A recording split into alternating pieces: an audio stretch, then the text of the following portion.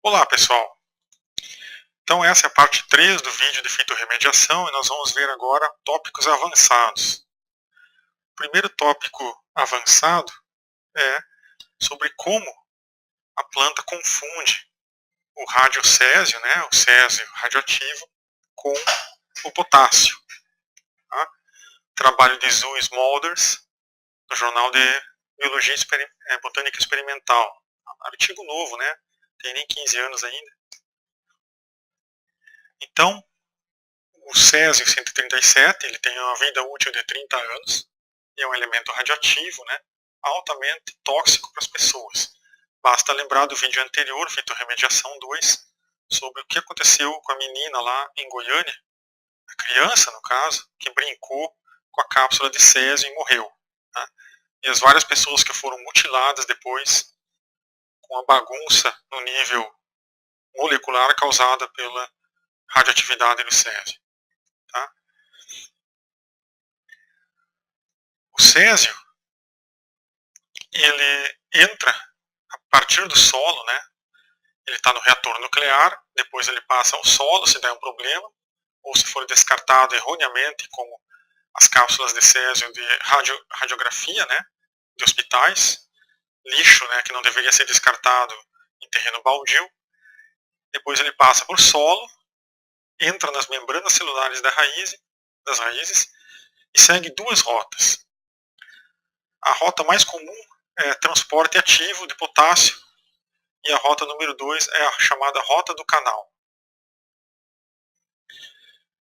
Na rota número 1, as concentrações de potássio menores que 0,3 milimolar, que é moles, por volume da mistura.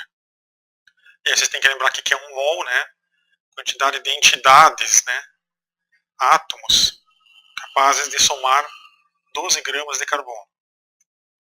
Então você lembra que isso é um mol, você lembra daí que é milimol, e vai saber que uma concentração bastante baixa de potássio não vai discriminar a raiz da planta, a planta não vai discriminar entre césio e potássio. Tá? E aí a planta vai se confundir e vai puxar o césio achando que é potássio. E aí que está a grande jogada de como funciona na fisiologia a retirada de elementos radioativos pelas plantas. Elas confundem com outro elemento qualquer útil para ela. Beleza? Então, esse aqui é o transportador de potássio. Tá? Aí tem relações com equações, que eu não vou entrar muito em detalhe aqui, sobre a cinética de enzimas e toda essa parte mais pesada sobre como modelar matematicamente esses fenômenos. Se o césio tiver o solo combinado com ácido cítrico, o césio poderá ser absorvido pela planta até 1000 vezes mais rápido ou em taxas de absorção de até 1000 vezes maior. Tá? Só que a maior parte do césio ela vai acabar presa nas raízes. Tá? Então por que eu estou falando aqui tanto em potássio? Por exemplo, nessa parte de slide eu falei muito em potássio e eu volto a falar em césio, por causa justamente disso. A planta confunde césio e potássio e praticamente dá pouca diferença aqui eu falar num ou outro. Tá? A planta vai pegar eles. Quando a concentração externa de potássio é muito alta, chama-se da rota do canal do potássio. A planta vai pensar o seguinte, não, tem muito potássio, isso aqui que está chegando é diferente, é césio. E aí ela vai discriminar entre césio e potássio, ela vai escolher o potássio. Tá? Logo, se você adubar um solo com potássio, você vai eliminar a chance desse solo fazer uma fitorremediação, das plantas fazer uma fitorremediação e pegar o césio. Então aí já vem uma coisa mais complicada, que é a interação entre a fitorremediação e a adubação. Você não pode usar técnicas de fitorremediação, absorção de césio, se você adubou o solo. Você vai bloquear o caminho do césio na entrada da planta e não vai conseguir retirar a radioatividade do solo. Tá? As plantas de diferentes espécies, esse sinal aqui hashtag, né, diferentes, de plantas, as plantas, né, elas podem ter até 20 vezes mais absorção, né, de césio em seus tecidos, concentração de césio em seus tecidos, dependendo da espécie, tá? Então, existem plantas e plantas aí, e sua capacidade de absorver o césio varia muito, né? Até 20 vezes. E você vai ter que fazer o que eu falei no último slide, na última apresentação. Você vai ter que tirar as plantas, plantar de novo, tirar e fazer isso por 10 anos, até que você consegue retirar todo o césio do solo, né? Essa imagem bonita que está aí à esquerda é a proteína HKT1, que está na membrana plasmática das células da raiz, e é quem faz o uptake, né, retirada do potássio no solo. Aí vocês precisam lembrar que entre proteínas e DNA e RNA existe um caminho pequeno, tá? E também essas substâncias elas funcionam como cestinhas de supermercado, carrinhos de supermercado, carretos. Elas carregam potássio preso dentro de sua estrutura, tá? Então as menores máquinas que existem são proteínas. Aqui está o trabalho famoso do Schachtman, Schröder, alemães, né, pelo jeito, estrutura e transporte de potássio, né, com mecanismos de alta afinidade em plantas superiores. E aí, essas substâncias que eu falei, aquelas proteínas chamadas de HKT1, são famílias de DNA transportadores. Tá? Eles são desses nomes aqui. Tá? São as substâncias que, além de ter a expressão, né, de elas codificar a função, elas também fazem o papel de carreto. Né? Então elas têm a capacidade de ativar, de se autoativar ou ativar outras moléculas a carregar o potássio. Né? Então, além de ser máquinas, elas são também software, né, programas de computador. Se a gente pensar em todo o DNA e na química como programação. Né? Aqui complica um pouco, né, os possíveis mecanismos em que o potássio aqui dentro consegue entrar na planta. Tá? E aqui a minha conclusão sobre isso. Tá? As proteínas possuem diferentes expressões, né? Os genes codificam as proteínas e elas vão ser pequenas caçambas que levam sódio ou césio de um lugar para outro na planta. Quem faz isso? Essas famílias aqui embaixo, tá? Então, Amarantácea, ou Xenopodiácea e Brassicácea fazem esse grande serviço à humanidade. Brassicácea é a família da mostarda que você põe no seu lanche, tá? Leituras mais aprofundadas, porque aqui eu vou falar muito miúdos mesmo, até para não complicar, estão nesses trabalhos aqui. Vocês podem ver que a maioria dos trabalhos é recente e é em inglês, tá? Então é um negócio pesado mesmo. Então essas moléculas, né? Moléculas que fazem esse serviço aí, tá? De levar lá no meio de sua estrutura um átomo roxinho lá, ó, perto da seta preta de potássio ou césio quando ela se engana.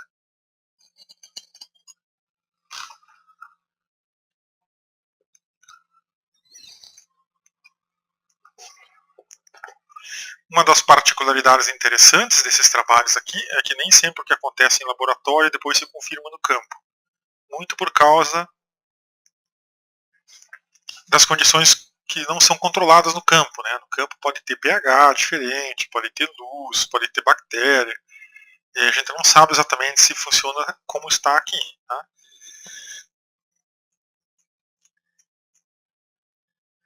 Então, em resumo, para você fazer um bom trabalho de retirada de elementos radioativos do solo, você deve ver lá, né, o que tem de radioativo no solo e depois tentar ainda retirar essa biomassa, isolar o césio e até produzir energia com o material que sobrar. Bom, aqui vem o lado filosófico, né, político, socioambiental, social, antropomórfico, sei lá o que, dessa questão. Tá?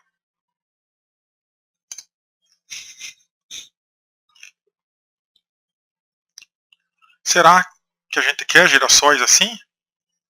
Será que é justo com o girassol fazer ele limpar a nossa sujeira?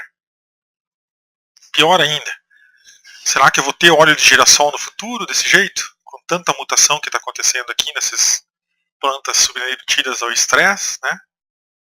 Então, é ético utilizarmos as plantas dessa forma para limpar a nossa sujeira? As plantas não pediram para nascer, nós também não, né? Mas vocês entenderam onde eu quero chegar, né? Tem que ser pensado isso. Até que ponto a gente não está acabando com certas espécies fazendo isso? E aonde está sendo utilizado, além da Ucrânia, Chernobyl, a fitorremediação de elementos radioativos? Em Fukushima, né? No dia 11 de março de 2011, teve a tsunami, né, resultante do terremoto, o maior terremoto que ocorreu no Japão. E esse terremoto causou uma onda de 10 até 12 metros de altura, que passou por cima das defesas da cidade de Fukushima. A cidade estava preparada, imagina, se isso acontece em Angra, a gente não tem nenhuma grande barreira para evitar que uma onda atinja. A onda entrou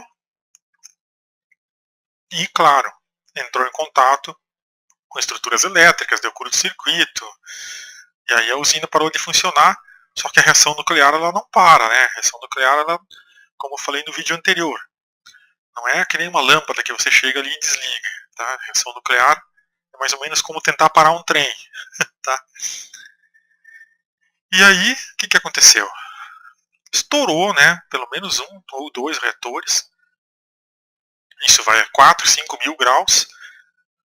E libera material, né? Explode muita coisa, libera cápsulas que ainda não foram utilizadas, liberando material radioativo. E o girassol entra nessa jogada para tentar salvar a situação. O Japão, no movimento de rotação da Terra, ele anda nesse sentido da minha seta branca aqui. Tá? Então o Japão vai daqui para lá. Então a radioatividade ela foi em direção contrária. Né? Ainda bem, porque se a radioatividade fosse para esse lado aqui, ia matar muita pessoa no Japão.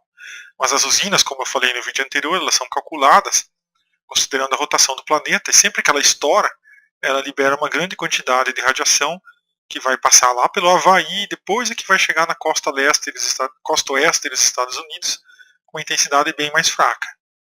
Só que aqui, ó, as pessoas pescam, então os estoques de peixes aqui estão bastante já alterados, com mutações por causa do que aconteceu.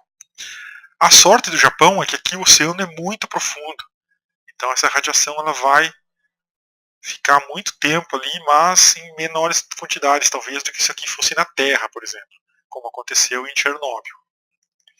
Tá? Aí como que ficou a cidade? Tá? Imagine, eles têm preparo para tsunamis, né? Imagina Angra dos Reis que não tem, o que poderia acontecer? Tá? Existe um vulcão nas Ilhas Canário, que é no litoral da África, que se esse vulcão desabar, ele poderá causar uma onda de até 900 metros de altitude no Oceano Atlântico. Essa onda atingiria em cheio o litoral do Brasil. E não é bobagem, é 900 metros mesmo. Tá? É um grande vulcão que está ainda em atividade. Tá? Ele pode desabar, colapsar, e a terra que vai cair lá são quilômetros de terra, tanto em largura como em altura. Imagine o bloco de terra. Vai causar uma super tsunami. E aí vocês já viram, vai arrasar todo o litoral do Brasil. Né? Isso vai acontecer, só não se sabe quando. Alguns dizem que vai ser daqui a 50 anos, outros menos pessimistas dizem que pode ser a 500, e são múltiplos de 5 aí. Tá? E aí a gente vai ter que subir as montanhas, sair do litoral. E o grande problema é que em muitos países a maioria da população está no litoral, como no Brasil. E as usinas têm que ser no litoral para ter a quantidade de água necessária disponível para resfriar os reatores. Correto? Aí a planta da usina, né, são 6 reatores na verdade, e aí a foto online, né, eles têm monitoramento por câmera, quando realmente estourou lá a usina. Até agora, já morreram em consequência desse terremoto 21.500 pessoas. Imagine-se que vai morrer até 1 milhão de pessoas contaminadas até 2033 ou 2031. Tá? É aí no momento que explodiu a usina mesmo. Tá? Temperaturas são altíssimas, funde ferro, funde concreto, tudo fica líquido aí. Tá? E todos os protocolos de segurança que eram testados falharam, né, por falhas também humanas e falhas mecânicas no momento que deu esse acidente. Né. Aqui as tentativas desesperadas de resfriar a usina e não contaminar ainda mais as pessoas. Né. E aí até onde chegou, né, a radiação, né, medida em rads aqui, né. Quanto mais alto aqui o valor, mais problemático, né. Em 3 dias já estava quase nas Ilhas Aleutas, no Alasca. Em 6 dias atingiu aqui a Colômbia Britânica, né, Canadá. Aqui atingiu Alberta, né, depois atingiu as Rochosas, aqui o litoral dos Estados Unidos, São Francisco, Los Angeles. Aqui tem Seattle, tem Washington, estado de Washington. Aqui tem aquelas grandes cidades do Canadá, Vancouver, né? E aqui as consequências na agricultura, tá? Mutações. Mutações podem ser boas e podem ser ruins, tá? Nesse caso aqui parece que até foi bom, né? Ficou 1 milhão aí, né? E aí no oceano, ó, como espalhou problema no oceano. Então lembra do que eu falei, o planeta faz a rotação nesse sentido e as usinas estão no litoral justamente para espalhar em áreas pouco habitadas a sujeira, né? Só que áreas pouco habitadas de humanos, mas aqui tem estoque de pesca. Né? Então cuidado aí quando você compra um peixe vindo do Japão. Certo? Aí eu me pergunto, e se o planeta rodeasse ao contrário, toda essa onda pesada de radioatividade teria atingido países altamente populosos, como Coreia do Sul e China. Né? Aí, como ficou a cidade, né? Aí o decaimento, né, ao longo dos anos, de toda a sujeira que foi feita lá, vai demorar muito tempo para se recuperar. E aqui, dados já das usinas nucleares. Né? Quantas usinas nucleares eram construídas nas décadas aqui de 60, 70, e agora voltou praticamente ao estado original. Né? Pouquíssimas pessoas estão se arriscando a construir essas usinas, tendo em vista os acidentes ocorridos em 1986, aqui o Chernobyl, né? E agora Fukushima. Parece que cada vez que dá um grande acidente, as pessoas dão uma diminuída na construção das usinas, pensam, nossa, isso é muito perigoso. Depois esquece um pouco, voltam a construir e aí vem um outro acidente. Né? A questão é, de 86 para 2011, são 20 e poucos anos. Se continuar acontecendo um acidente grave desses a cada 20 anos, nós vamos simplesmente detonar o planeta. Né? Vai ter tanta radioatividade que vai originar tanta mutação que vai ser impossível habitar esse planeta. E aqui, uma ideia, né, que eles estão pensando em congelar toda a usina para evitar que se espalhe mais a radiação.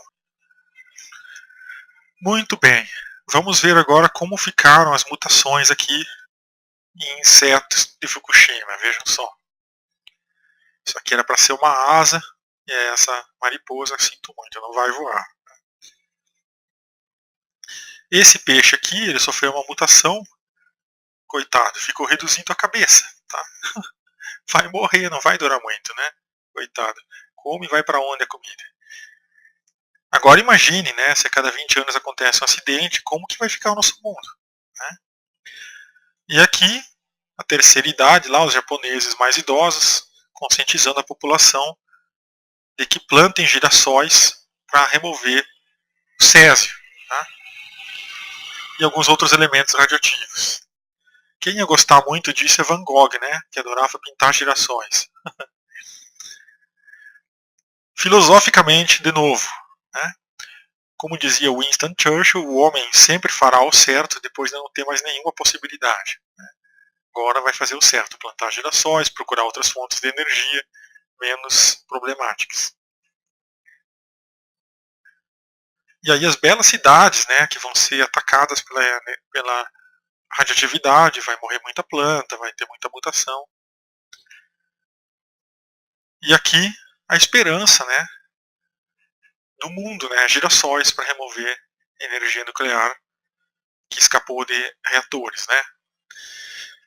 Agora a gente precisa se perguntar, né, o que o girassol acharia disso, né?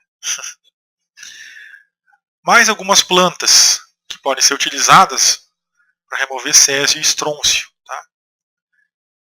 Essas plantas aqui, né, ó, vetiver, crisopógon, se não me falha a memória são gramas aqui, né, monocotiledôneas. Calotropsis, que é uma Pulcinácea, uma família de plantas que tem plantas venenosas, tá? Como a... Nossa, daqui a pouco eu lembro. Espirradeira, lembrei. E essa família também é curiosa, a família botânica, que você sempre vai achar fácil identificar as plantas, pois elas tendem a ter frutos em par.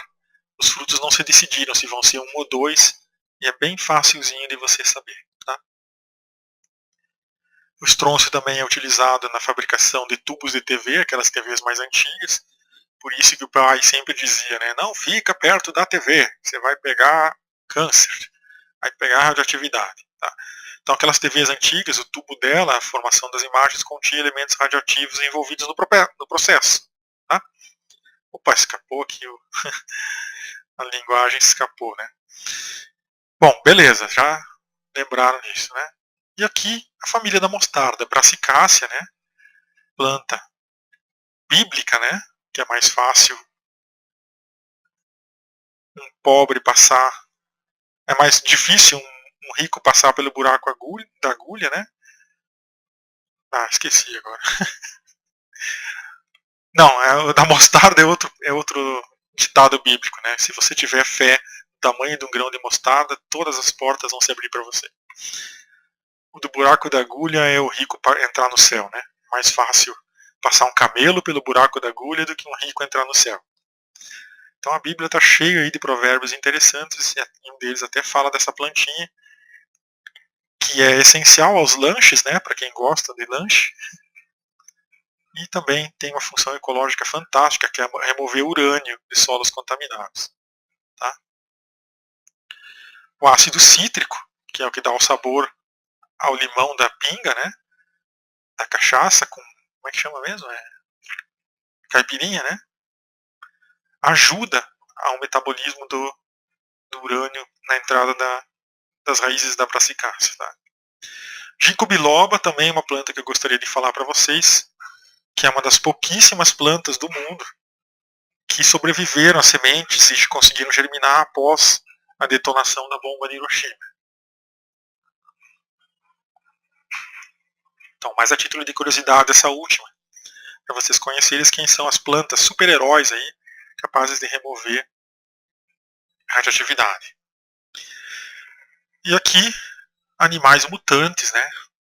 Que tristeza ver isso, né? Esperamos que isso não aconteça, porque a mutação é aleatória, então talvez metade dos casos vai originar seres sem nenhum futuro, né? Sobre energia nuclear, as verdades e também os problemas da energia nuclear. Ela é mais eficiente, mas é mais perigosa do que, por exemplo, você colocar um painel solar, né? As plantas absorvem a poluição, mas isso tem um custo, as mutações. E pouco cuidado foi tomado no que acontece com as plantas e os animais depois de todos esses desastres. As pessoas estão preocupadas com elas, né? O ser humano naturalmente é egoísta. Né? Só que a gente tem que lembrar que a gente vai consumir isso depois, né? Também, pensando egoístamente. Mas a gente tem que pensar também no resto do planeta. O que a gente está fazendo aqui, né? Além de destruir tudo. Aí vem uma outra conclusão interessante aqui, conclusão minha praticamente aqui, tá? Eu estava pensando, e se você usa um gene né, para expressar uma proteína, para remover o césio. E o césio é um elemento radioativo capaz de causar mutação. Se você cria um processo aqui que entra em descontrole, né, causa mutação no próprio gene que codifica a absorção do elemento radioativo. Entenderam? Como que fica isso? Né? Então ainda não se sabe, faltou o O e o tio aqui, se os genes e proteínas utilizados pelas plantas para metabolizar os elementos radioativos são resistentes às doses de radiação. Tá? A adubação com potássio pode inibir a captura do césio, tá? O que poderá acontecer com outros casos aqui também. Fitorremediação de elementos radioativos é um processo complexo. Essas relações elas não são lineares, tá? Não é necessário que quanto mais planta você coloca, mais césio vai ser absorvido. E esses fenômenos reduzem, né, a um pouco punhado de espécies que conseguem retirar essa sujeira toda. E aqui tem um trabalho interessante, né, que é um trabalho que fala até quanto eu posso colocar as plantas lá, colher elas e ainda comer. E fazer o trabalho de remover a sujeira. Né? Então esse trabalho é importante nesse sentido. Tá? E fica a pergunta. Atualmente, se você for no Japão, é saudável comer mostarda e óleo de girassol? E aqui alguns cálculos falando quantas colheitas de amarantácea, né, que é uma outra planta aqui, eu poderia fazer para eliminar os solos contaminados com césio. Você teria que fazer 40 colheitas, 40 anos lá plantando, para remover o césio do solo. Só que a vida útil do césio no solo é de 30 anos. Então será que não é melhor você deixar o césio lá, que ele vai desaparecer naturalmente, em vez de ficar plantando e colhendo plantas como essa, cuja capacidade é mínima de remover, né? Então, ou você põe uma planta que remove num prazo menor o césio do que o ciclo de vida útil natural dele, ou nem adianta você fazer fitorremediação lá. Esse é um cálculo importante que as pessoas têm que parar para pensar. Tá? E o que fazer com toda essa colheita? Né? Ela vai tirar também nutrientes do solo. Estou empobrecendo o solo, quando na verdade eu estou tratando ele contra a radioatividade. Né? Aqui tem outras coisas utilizadas em fitorremediação, só para encerrar, né? O que é bioventilação? É oxigenar, né? Solos. E obrigado pela atenção. Essa foto é do Shimizu, um crédito para ele aí. Fica aqui o nosso agradecimento e meditem aí sobre o processo de fitorremediação. Então, como diria o Pernalonga, that's all, folks.